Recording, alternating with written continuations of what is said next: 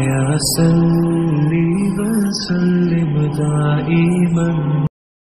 درۃ النصیحین میں درج ہے کہ ایک بزرگ نماز پڑھ رہے تھے، جب تشہد میں بیٹھے تو درود پڑھنا بھول گئے۔ رات کو خواب میں سرکار دو عالم صلی اللہ علیہ وآلہ وسلم کی زیارت ہوئی۔ آپ صلی اللہ علیہ وآلہ وسلم نے فرمایا، اے میرے امتی، تو نے نماز میں مجھ پر درود شریف کیوں نہ پڑھا؟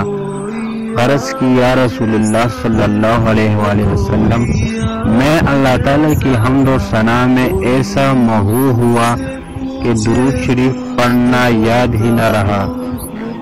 یہ سن کر سرکار دو عالم صلی اللہ علیہ وآلہ وسلم نے ارشاد فرمایا، کیا تو نے میری یہ حدیث نہیں سنی کہ ساری نیکیاں عبادتیں روک دی جاتی ہے جب تک مجھ پر درود نہ پڑھا جائے؟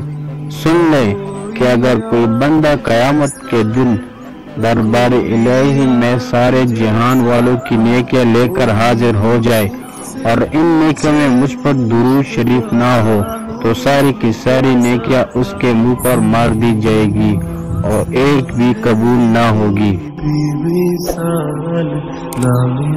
مولاي صل وسلم